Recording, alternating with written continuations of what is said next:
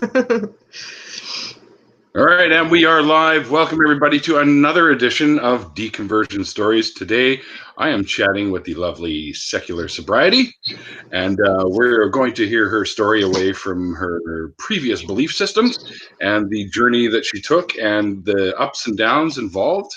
And hopefully, it should be a really good chat. Not hopefully, I'm pretty sure it will. Good. Anyways, so take me back to kind of when you first sort of started noticing that these things that you were taught to believe might not be true, or you just didn't feel it anymore, that kind of thing. And we'll work our way up to you becoming the atheist or activist that you are today. Yeah.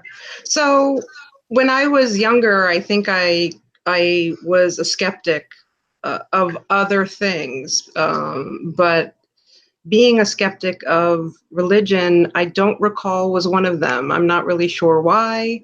I grew up in New Jersey, and from my best recollection, I felt like most of the people that I knew, not really sure why, were either Catholic or Jewish, and that was it.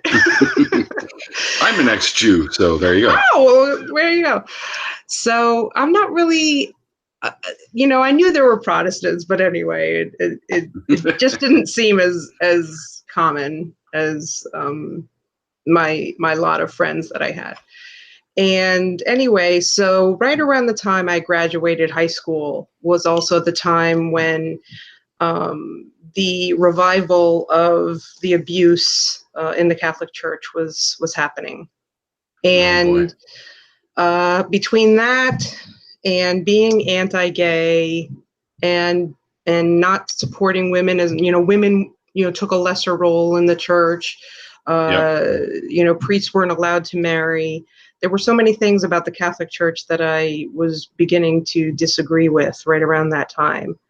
So for good or for bad, I separated myself from Catholicism, but I continued to have a belief in something. Right.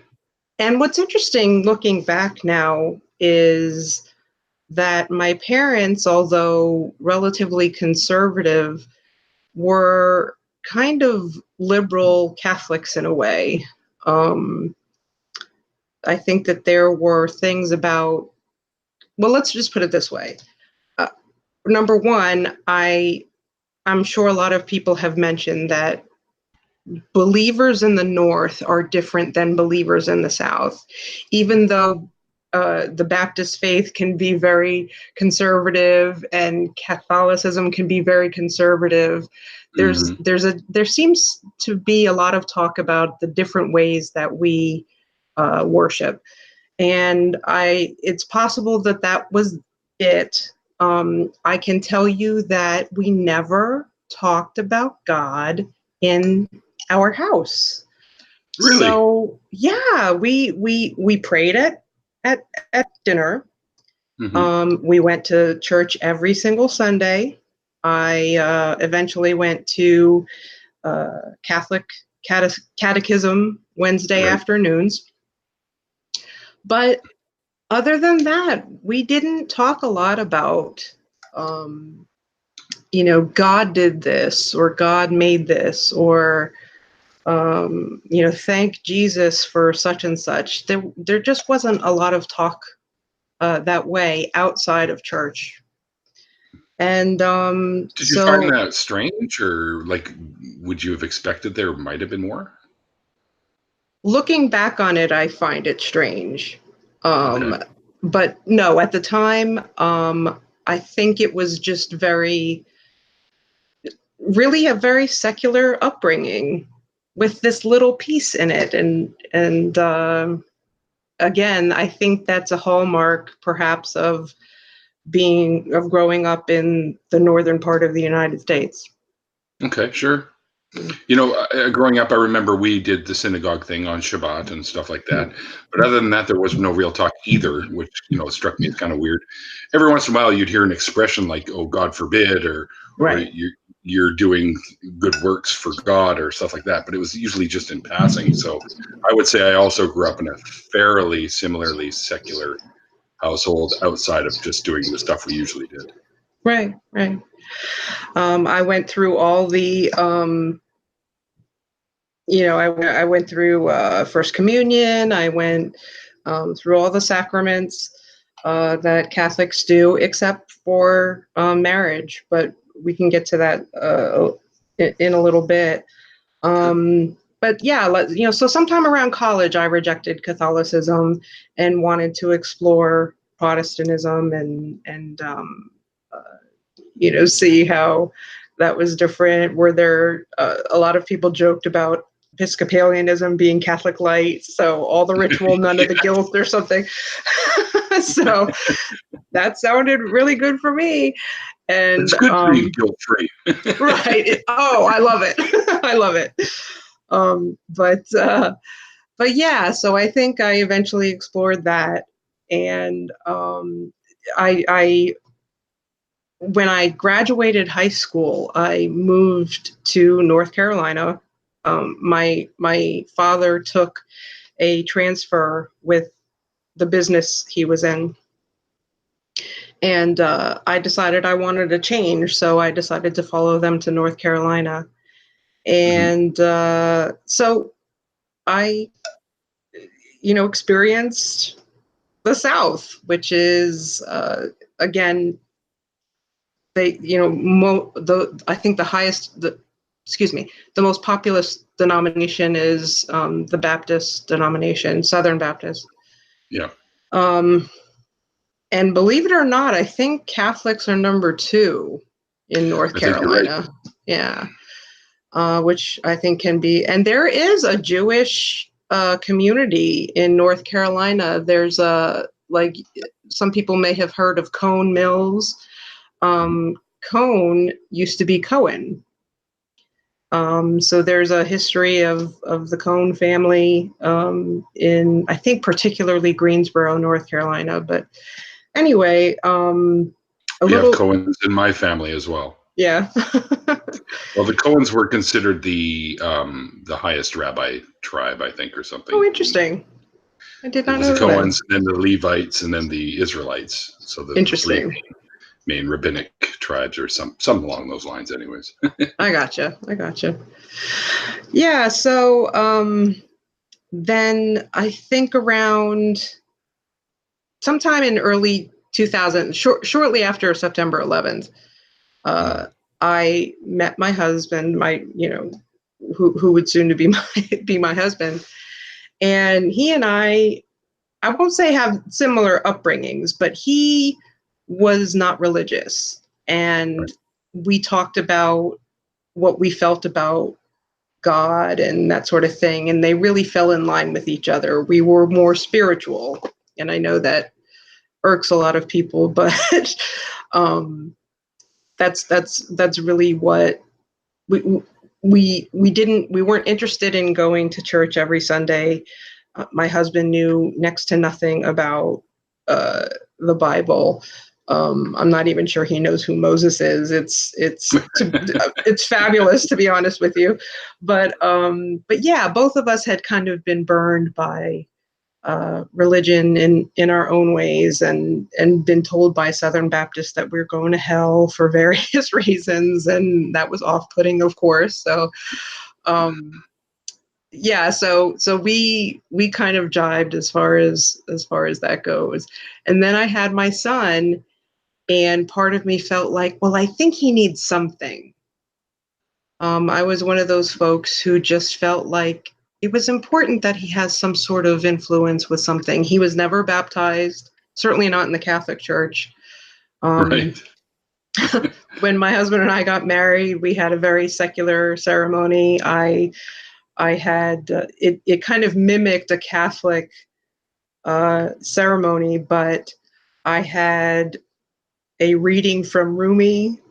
I had a reading from the Bible, and I think the Bible reading we had is "Love is patient, love is kind." And then I think I found a reading from a Native American tribe. So I really wanted it to be diverse, and my husband went along with it. And That's pretty cool, actually. yeah, I even back then, I had these leanings of secularism and just not wanting to toe the line. I think I've been a black sheep in some ways, and just thinking differently, just having different ideas about the way things should be, and not wanting to follow the rules. You and I have that in common. Well, great. So I continue to sporadically want to explore other denominations of Protestantism, and then I started to question more. I stumbled on a website that many of you may have heard of, called the Darwin Awards. Yes, one of my favorites. Well, what's funny is, if you don't know, there is actually a forum kind of hidden in that website. And I think you really have to dig for it. They don't make it obvious. And I just checked it out about a month ago, and it's still going. And I remember reading posts from people who talked about, there's no proof that Jesus was a singular dude, and he may be a kind of a compilation of some itinerant rabbis and yada yada yada. And I remember questioning. I kind of got close to this guy at the priest at an Episcopal church locally, and I asked him about that, and he said, well, there were many witnesses to his miracles, and I took him at his word, and I kind of stopped questioning that for a little while. And but struggled. I just continued to struggle, and so not too long ago, I had a job with a person who was what I would consider, I'm not an expert, but what I would consider a narcissist. And if you've ever worked closely with a narcissist or had a relationship with a narcissist, it's downright miserable. I mean, it can be, for sure. There can be parts of the relationship that are very exciting and heartening, and when things are bad, things are really bad. And there was something. Sorry, go ahead. I was going to say, I think that all of us can be guilty of narcissism from time to time, but I think the people that you're referring to that are pure narcissists are literally, they're not easy to get along with. Yeah, they tend to have zero empathy. And they will do pretty much anything to get what they want, whether it's step on you and make you look bad and that sort of thing. And strangely enough, that is what made me start to really question, if there's a real God, and this God that is the way the Bible describes is a real guy. Like, I started to kind of ignore the Jesus thing. At some point I started to feel like Jesus probably wasn't a guy. But I still believed in a God, and I still believed that perhaps it was the God of the Bible. And I said to myself, based on what I was taught, if there is this person, this entity, why would he make human beings like this that have no real emotion? Most of their emotions are mimicked based on what they've seen other people do.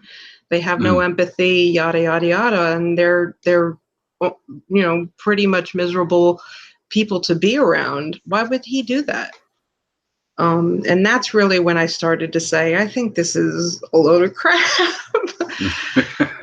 But unfortunately, there are many things that you could say that exact same thing. Like, why would a God allow children to be molested by priests? Yes. Why would a God allow millions of children to die horribly every year. Of course. Why would an allegedly omnibenevolent being, who would literally be incapable of allowing that to happen, if he was omnibenevolent, there would be no way he couldn't put an end to that stuff, because just with the label omnibenevolent, it's contradictory to that type of behavior. So right, kind of the way I look at it. Right, that's an excellent point. I mean, and I'm sure those ideas cross my mind as well. But yeah, just to, I kept hearing things. I as a new mother at the time, I had become friends with a woman who was very religious, and she was a Southern Baptist, and I think I would even ask her questions because she knew I was liberal. And so there were a lot of things that were the antithesis of what she believed. If we let gay people marry, then what's to stop people from marrying their sister? What's to stop people from marrying an 8-year-old? And I'm like, and she and I would go back and forth a little bit, not too heavy, but, I would kind of have these responses to claims that she would make. And one of the things that she would say is, oh, the Old Testament, that was back then, and yada yada yada. All the things that I hear now as an atheist. It's kind of funny. So they're kind of taught these points. They have these bullet points that, whether they realize it or not, they're using to combat either non-believers or whatever it is. Whether they just learn it during the sermons on Sundays. So that. Well, a lot of those bullet points we've been able to refute over and over and over again. So they best be coming up with some better ones. That's all I can say. Well, that's the thing, isn't it? Is that I heard a really good quote from Matt Dillahunty the other day that religion is static, and atheism and science is, well, let's say science is dynamic. It's constantly changing. It's constantly revising. It's constantly getting better and better answers to the questions that we have. And I really liked. They want to get to the truth. Right. And I really liked the way he framed that. He's a hell of a nice guy too, by the way. Yeah, I met him I went to the Atheist, the American Atheist Conference in April, and I met him briefly, and super nice and welcoming and warm. And there was a moment where I kind of interrupted him like a fangirl and said, I just want to let you know that you changed my life. And he put down his phone and but he said, no, you were the one that made the choice. And so he was very humble, contrary, I think, to what some people might think. But I just really respect his toughness. And I wish that I could do that better in my life, to be honest. But I saw that side of him too, where the humility shines through. Because when I was at Faithless Forum, I shook his hand. Actually, I shook his hand at the hotel the night before, and chatted with him for a second. And then I tweeted out, one life goal achieved. I shook Matt Dillahunty's hand.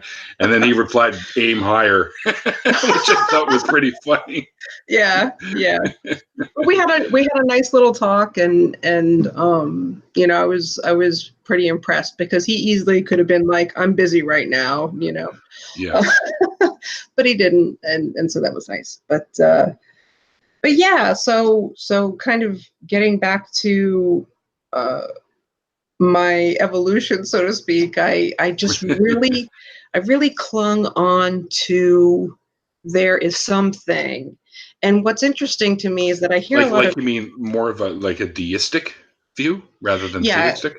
Either deism. I mean, that's the other interesting thing, is that now that I'm an atheist, I hear all these words that I didn't know before. Right. I didn't know what to call it. It might have been either deistic or pantheistic. Sure. Okay.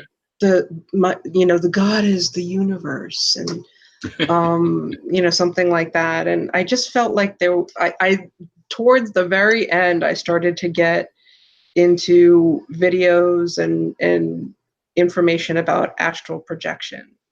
And Oh, I okay. totally fell for it. I totally felt like, oh my God, this is so cool. Me too. This is some sort of description of an afterlife. It may not be heaven the way the Bible describes, but man, I was, a lot of people who've been indoctrinated are really worried about hell. And they're still obsessed about the concept of hell for whatever reason. Like I said, my family just never talked about that. They never instilled that in me. They never kind of kept That's actually saying, good. yeah, that's the one really good thing that came out of it. So my parents never threatened me with hell if I did something wrong or this, that, and the other. I've heard many stories to the contrary, so that actually makes me happy to hear that once in a while.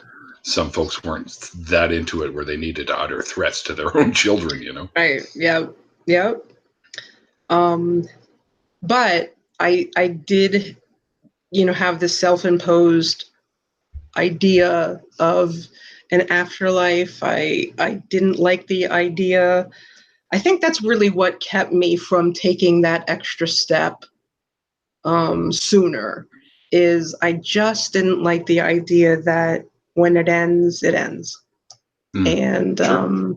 That's a hard one to actually get over, I think, for many people. Yeah. So I resisted for longer, perhaps, than I could have or would have, should have. But yeah, so right around, I mean, I'm a baby when it comes to atheism. Right around this time last year, my YouTube channel started suggesting the atheist experience to me. And you start binge watching those? Yes, and it was the biggie. It was the one that probably everyone has seen, where it was Matt and Tracy Harris. And they were talking to some dude, and they were using an example about, child abuse. And Tracy said, the difference between me and your God is that if I could, I would stop the abuse before it even happened. Right. I know the expression, the phrase that you're talking about. I've used it a few times myself. Yeah. And that caught my attention, that as much as I, hate to admit that something that what's the word? Like a guilty pleasure. I saw the title in my feed, and I was like, oh, this looks interesting. Intrigued. Boring. And that was it. I started binge watching Atheist Experience, and I don't know what exactly, because after that I was like, oh wow, oh my God, the domino effect, right? Yeah. Yeah. So obviously it was a process that was going on much longer than I was willing to admit before, but sure. But yeah, but eventually it happened, and I'm pretty glad, to be honest. It does feel like a weight is lifted once you finally see your way through the big cloud of smoke. Because to me, that's kind of what it is. It's like it's a big smoke screen. And then when you finally get to the edge of that smoke screen and you see that little light at the end of the tunnel, so to speak, and then you pull your way through, it's like a breath of fresh air. And you're like, holy crap, I can't believe I held on to that for so long. Yeah. People joke. I think Seth Andrews has joked about how long it took him. Maybe he was well into his 30s. Matt Dillahunty was in his late 20s, early 30s, it sounds like. I know plenty. He was training to become a pastor. Right. And of course, the UK is leaps and bounds before us in the United States. I don't really know what Canada is like. But a lot of folks in the UK talk about, oh, well, when I was a teenager, I realized, or what, I think Ricky Gervais says when he was 7 or something, he was like, oh yeah. Yeah. But, have you seen his show, The Afterlife? Yes. Yes. I love really it. like that one. Yeah, there's a quote I have on my Twitter from the show where he's talking. I can't remember the little boy's name, the character, but he says, I miss Aunt Lisa. I think actually her name happens. He says, I do too, and he says, why didn't the doctors do more? And he said they tried. And then he says, why didn't Jesus save her? And Ricky Gervais' character says, well, because Jesus is in our soul. Yeah. And I love that, because that's another thing that I was really influenced by with Matt Dillahunty, is that even if we were to prove that the God of the Bible was real somehow, that I still would not worship him, because what an asshole he is. Yep, exactly. So, yeah. That's not a deity worth worship if you can't do something as simple as that for one of his alleged children, right? So. Right. To sit and watch while things go wrong, and the contradiction between having free will and knowing everything. You can't have both. It's impossible. Also, the free will thing kind of loses its hold, I guess you could say, once the whole heaven thing enters into when you're in heaven, do you still have free will? Right. Because they say, well, if you know that some of your relatives that were non-believers possibly are now burning in the lake of fire, are you not concerned for them while you're up there? So that technically wouldn't be paradise, because you'd be worried about your friends and relatives that are burning. Right. And let's face it. I mean, we kind of make up on our own what we think heaven would be like. I know I did. Sure. I would constantly say, well, I just don't care anymore, because people would, I know I have siblings who say that they have experienced interactions with, my grandmother, our grandmother, or at least seen her or something. I have another sister who had twins, and one of them didn't make it at birth, and she claims, that the surviving son has seen things. My husband says that he has felt things when his parents passed away. And I hate to deny these people their experiences. But if there are, like, I used to be a huge fan of John Edward. I used to love watching his show and how he told people things that just seemed like, how could he possibly know that? How would he know that they had a dog named Spot? and that Spot's in heaven, and whatever. So yeah, I mean, I used to indulge in those types of things, and I kind of lost my train of thought, but it happens when you get old. Oh, you don't have to tell me. It happens to me all the time. Usually at the most inappropriate moment. Right. You're like, what was I saying? Yeah. But well, we were talking about the free will thing and the heaven thing and stuff like that. So maybe that might trigger something. Yeah, I think probably I made up in my mind that heaven would be like being high on marijuana. You're just like, everything's great and I just don't care. And I'm sorry you're still on Earth and I can see you. But, I'm so happy up here. Nothing matters, So it's kind of like, really? I mean, I don't know. I mean, it's I thought of heaven as being, that's the opening scene of Sound of Music, where people are running through the hills and with their arms in the air, and yes, she's like, woo! You can get ice cream, you can get gelato anytime you want for breakfast, Exactly. lunch, and dinner. You never get tired of it. Like everything that all the restrictions that you have on Earth are, go away. So yeah, Except that you're still a slave of some deity. right. Other than that,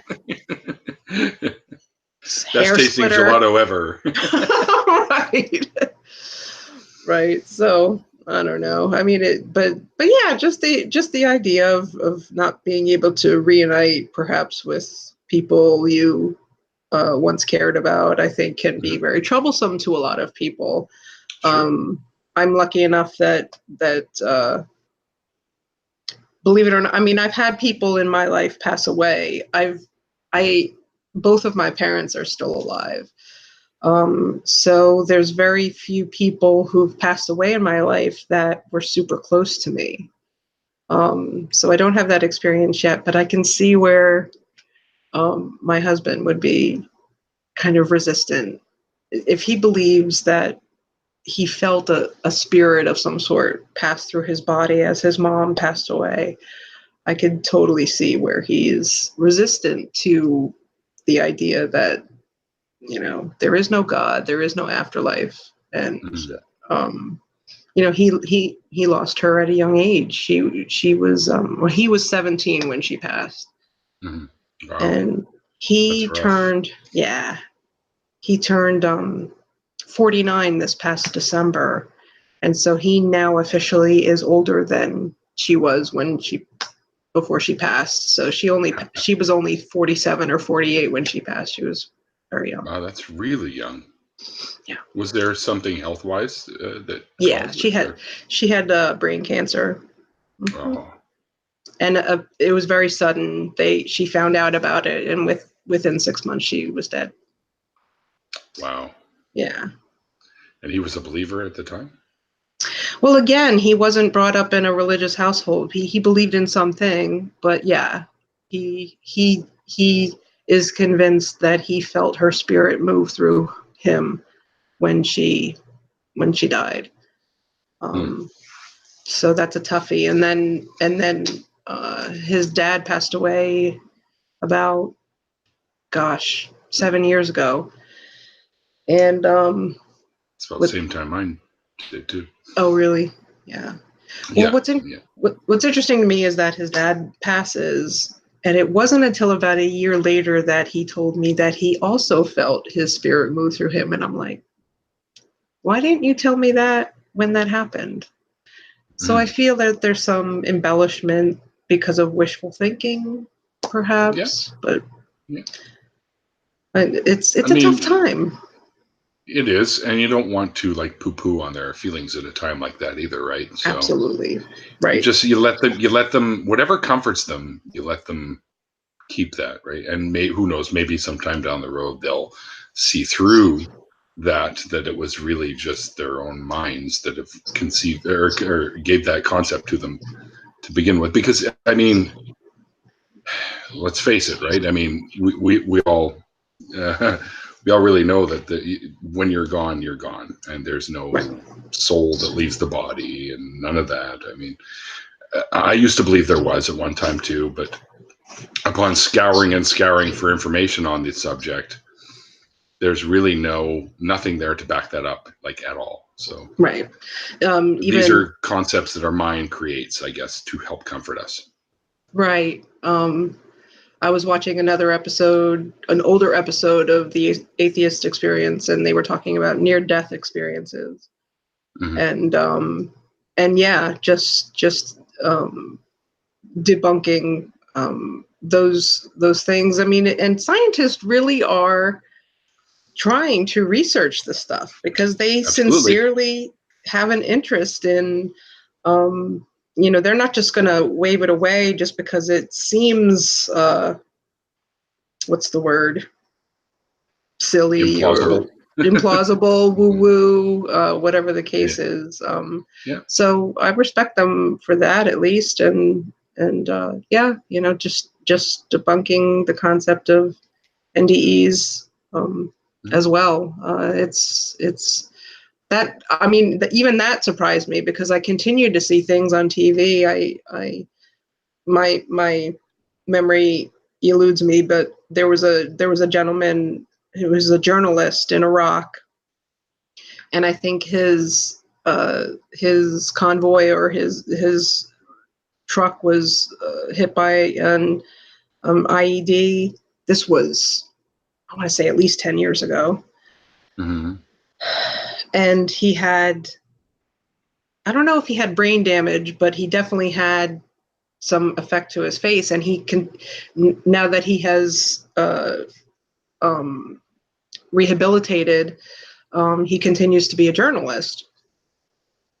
And just within the last year, he did, well, maybe it's a year and a half, but fairly recently, he did a show on near-death experiences and how they're so similar. And he was talking to this woman who had an NDE, and they were comparing notes and that sort of thing. One of them talked about a cord that Yes, the is silver connected cord. to you. The silver cord. And the other one said, "No, I don't remember." Right. They didn't hear that part of the pop culture reference. Right. So even that is continues to be pervasive in our culture. And now, sure. again, as I'm an atheist, I'm starting to see this other side of how we talk about God. There was a gentleman recently who, I think he was a gym teacher, and he stopped a kid. I can't remember, maybe Colorado. He stopped a kid from shooting up a school just within the last week. I And haven't heard about this. And he thanked God. He said, I believe I was meant to be there at that time, and blah, blah, blah. And, that towards the end of my belief system, exploring astral projection and all that, I started to believe that everything was meant to be. Like, even a car that drove past my house that was specifically orchestrated for a reason. Screw chaos theory. So yeah, but yeah, it's interesting to me that it's much more pervasive than I realized, even as a non-religious person. Yeah, I was okay with the God concept, so it was okay for me to hear those things, as long as you didn't necessarily invoke Jesus. So I don't know. Well, I'm right there with you, because I went through those phases as well, where you held on to some of the stuff that, even though we consider it to be a little on the wooey side now, I held on to the astral projection. I thought I had done it one time, until, upon further exploration, through scientific methods, that I realized that it was all in my head. Yeah. But I even wrote a song. One of my songs, called Immortal Realm, talks about that. Neat. So, and I decided, screw it, I'll keep it. It was a part of who I was at the time. And a lot of my lyrics are written through life experiences, right? So I think they're more meaningful, and of course, when I sing them, the emotion shows through, right? Which adds to the music, I think. So anyway, but we hold on to these beliefs for a long time, and they can be tough to shed. Right. Especially when you want them to be true. And I think that's part of the problem, is we have that emotional attachment to these things, and we want them to be true. Whether or not they are, it can be irrelevant to us at certain points, until we start to, examine and study these different beliefs and how they actually affect us. Then we are slowly but surely able to shed them. Right. Yeah, that's an excellent point.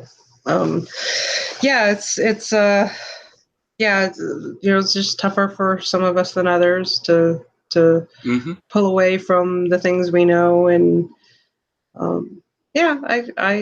I consider myself always having been a skeptic, so it's kind of weird that I just held on to that as long as I did. I thought of myself as a skeptic too, and still believed in ghosts at one time. So, Right. you know, we're all skeptical. Just we end up at different levels of skepticism. Right. Yeah, that's a good point too. Yeah. You know, one thing I heard Matt Dillahunty say again was the one thing that stuck with me, and I said, "All right, I'm going to shed all my nonsensical beliefs. I'm going to look into them, shed them if they're worthy of being shedded." Or shedded. I don't even think that's a word, but anyway. Go with it. The one thing he said, I want to believe in as many true things as possible and as few falsehoods as possible. Right. I like that. And that's kind of where I sit today. So if Right. you can demonstrate something to be true to me, then I'm on board. Right. Actually, yeah, absolutely. I mean, I haven't been confronted with kind of those debates in my short time here as an atheist. I bought a bunch of atheist T-shirts. I have a pile of them behind me. All right. and occasionally I get the guts to walk around with them in public. But no one's confronted me yet. I have a couple bumper stickers. No one's said anything. No one's flipped me the bird. No one's destroyed the bumper stickers yet. You need this sticker right here. Of course I do. Send it. All right, we'll talk. Give me your address and I'll send you a sticker. Right, yeah. I already promised my sticker to the 500th subscriber, which I hit today, by the way. Oh, excellent. Good for you. Congrats. Yeah. I'm I actually now have at 32 on my channel. Oh, you know what? And I checked, and I don't think I'll definitely be a subscriber too, because I'm not sure if I hit it yet. Yeah. I always subscribe to anyone after the fact. So. Aren't you sweet? It's not called Secular Sobriety. Just to be clear about that, I am in recovery. So that is one of the things that I've kind of taken up as a cause for myself is helping people realize that they don't have to go to AA. They don't have to have a higher power in order to be successful at being sober and clean. It's not. Boy, now I feel guilty for drinking beer. Oh no, you're fine. It's been a while.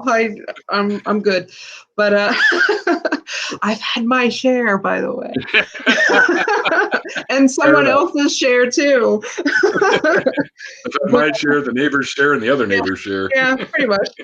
That's about accurate. Yeah. So just to anyone who is looking, because I know for a fact that people, I went to AA for at least 2 years, and I know for a fact that there's a ton of people in there who may still believe in something, but detest religion beyond, any measure. And so they just hate the idea of having to talk about any kind of God or higher power or whatever the situation is, and now I'm really hoping to eventually explain to people and help people realize that there are alternatives, and you can do this without the help of a God. I don't, or something else, or higher power. I don't pretend it's easy, because it's not at first. But it's possible, and so that's one of my. You're a fine example of it. Well, thank you. Aren't you sweet? Well, I mean, it's not. I hate the expression, but I use it. Fighting your demons. Yeah. Because I don't believe in demons, but right. Let's say fighting our what's the word I'm looking for? Proverbial demons, we'll say. Yeah.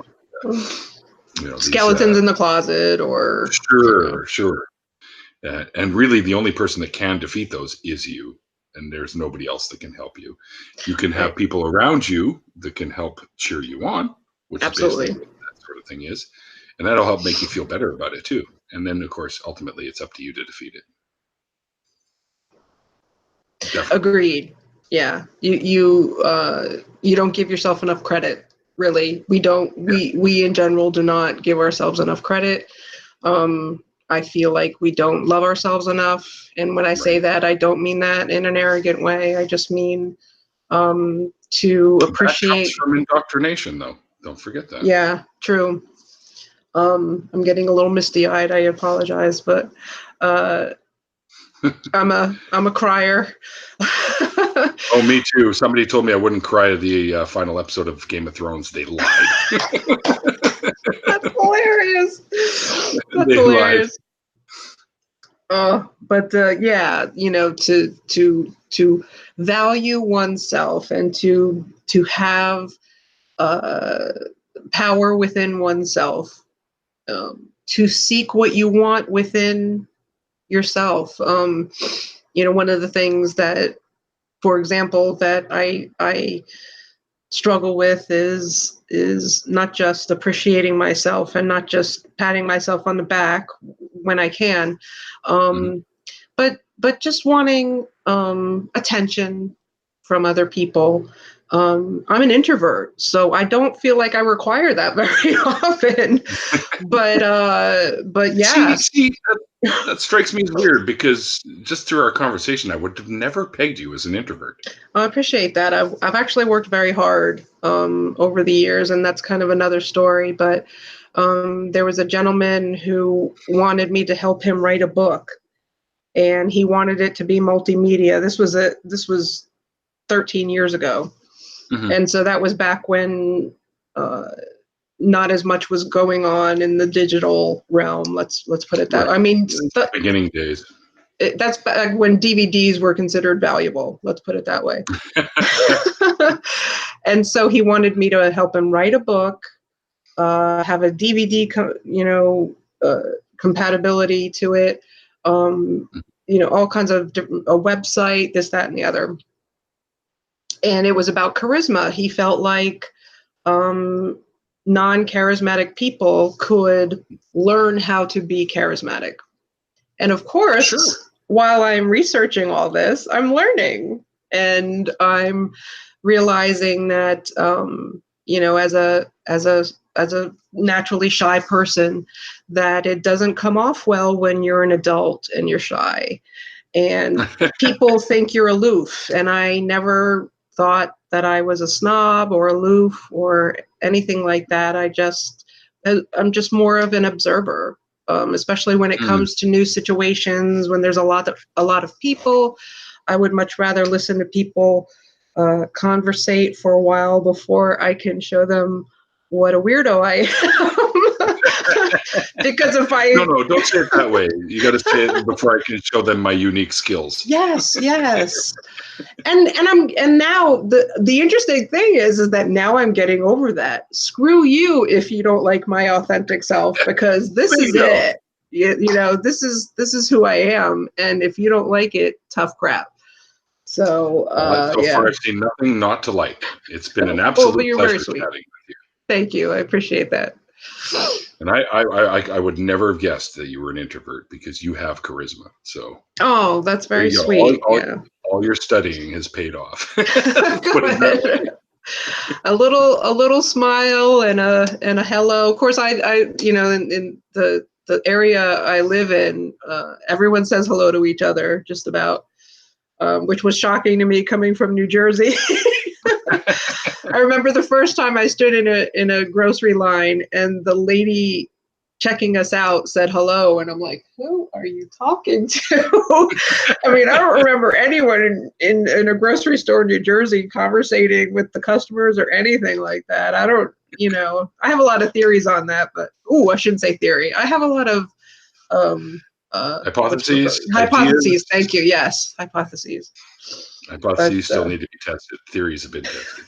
Got to get that out of my vocabulary. You know what? You can use the word theory in the colloquial sense. Like if you're sitting around a campfire with a bunch of buddies, I got this theory about, camping, and then people know that it's an idea and not a scientific theory. I had that argument with a friend of mine that lives downstairs from me, and he's going, well, theory is just theory. And I'm like, dude, maybe in colloquial sense, but not in scientific sense. Right. No, it's all right. I'm like, all right, stop drinking beer or we're going to get into a fight. Right. Well, I think even in a colloquial sense, it's nice to introduce hypothesis to the vocabulary and make it clear to people that there's a difference. Yeah, you can just say, hey, listen, I've had these ideas and thoughts about something. What do you think? Right. present them. Right. But yeah, so. And if I'm lucky enough, it'll make it all the way up to the theory. Yeah, that'd be great. With no education for me. I'm not talking about you. I'm talking no education, no training, not reading very much. Well, I'm a chemist, and I didn't have any post-secondary formal training, but I did do some post-secondary for chemistry, which I kind of walked away from at the time because I ended up wanting to get into the film industry, so I went to film school instead. Good for you. And ultimately, I went back and ended up working for my old camp counselor when I was a kid for his environmental company. Mm-hmm. And then they started bringing in this idea that they needed a lab. And I had myself and another guy who were both chemically inclined. And he decided to make us, so he put us through the rest of the training we needed to do. So excellent. I'm certified to do what I do. Neat. So there you go. Well, that helps. And I didn't have to pay for the schooling, which made me happy. Oh, good for you. Oh, I wanted to do that. Yeah, I went to college I was an English major, and I wanted to write. And I still love writing. But one of the things that I so wish that I had pursued was geography. I love, plate tectonics and different earth sciences and stuff. And so I encourage all the young women out there and boys to, get into the sciences. Yes. Oh, yes, exactly. To, get into the sciences. If you have even just a little bit of inkling, check it out. And it's a lot. It's so much fun. I loved chemistry. Yeah. So. Yeah. My dad used to call me a mad scientist when I was a kid because I was writing tests, and I'd go through them in a week trying to blow things up. So I never could, because they don't actually give you the chemicals that react that way. But I made some pretty foamy stuff. Oh, bet. I bought my husband a book on how to make like homemade things, and one of them was a potato launcher, and they still have yet to do that. That's something we should investigate this summer, I think. Make a potato bazooka. Yeah. We don't have as much land, but we'll see. Maybe July 4th or something. We'll give it a shot. Set something off. No one will know. Make sure you got extra money set aside in case you break someone's window. Right, exactly. Yeah. Little slush fund would help. Yeah. For damages incurred by our experimentation. Right. Yeah. Well, I think, is there anything else you wanted to talk about? Because we're closing in on the hour now. And that went by so much faster than I thought it was going to. Oh, yeah, I thought so too. I don't know what your audience is like, whether it's, mostly atheist, I would presume, but if you do have a smattering. There are a bunch of clowns in the chat right now. So. They're not even paying attention. They're talking about American Horror Story, and I guess because I mentioned Game of Thrones and stuff. And oh no, they're talking with each other. They just kind of put us in the background. Oh, well, yeah, just to encourage people to continue to ask questions, and I especially when it comes to online, I do feel like I can be susceptible to wanting to hide behind the computer and tell people a thing or two. And keyboard warriors. Right.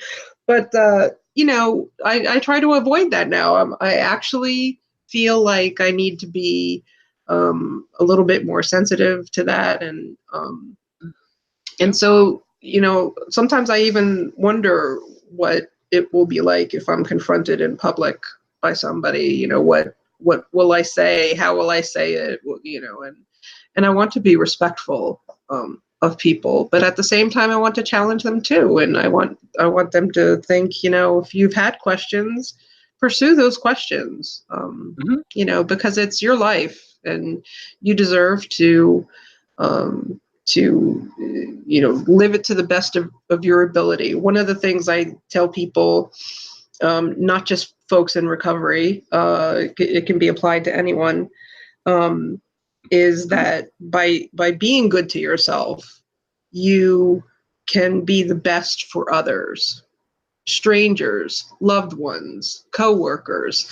If you take care of yourself the way you want and know you should, then you're actually in better shape to be a servant to other people. And you can share your gifts and share your skills and be a good contributor to your community.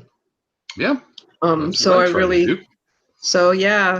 if you question things and you get to a conclusion that may be unusual, you're not alone, and you can continue to be a servant to others. If you already are, great. If not, join us, because there's a lot of atheists out there who really do want to make this the best possible world we can while we're here. Yeah, absolutely. I 100% agree.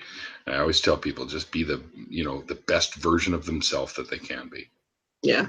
Like, sort of nutshell it like that, right? Yeah. Yeah. Well, Lisa, it's been really, really nice talking with you. Great. And Thanks, hearing the story. Thank you very much for sharing that with us. I appreciate it. As do I. And we'll jump into an after party if you're game for that. You're not obligated to join, by the way. But, I appreciate it. Okay. A few people might want to say hello to you and stuff like that. I always have a few other of my friends in. So we'll do that. And anyone that would like to be involved, I'll post the link in the main group. And if you're not in that group, the Neil's Usual Suspects group, just send me a message and I'll give you your own link. And I'll send you one first when we come back. Give me about somewhere between 5 and 10 minutes usually is what it takes. Sounds good. All right. Well, thanks again, Lisa. And thank you, everyone, for joining us today for this deconversion story. I hope you guys enjoyed it as much as we did. Anyways, the next one will be coming up on Wednesday, and I will be chatting with the Artistic Dreamer on the 22nd at about 4 p.m. And then next Saturday, it'll be Irish Swede. So tune in for those. That one will be at 6 p.m. and the times are Pacific, just so you guys remember. So as I always say at the end of these things, guys, as the late, great Christopher Hitchens once said, remember, it's called faith because it's not knowledge. And we'll see you guys next time.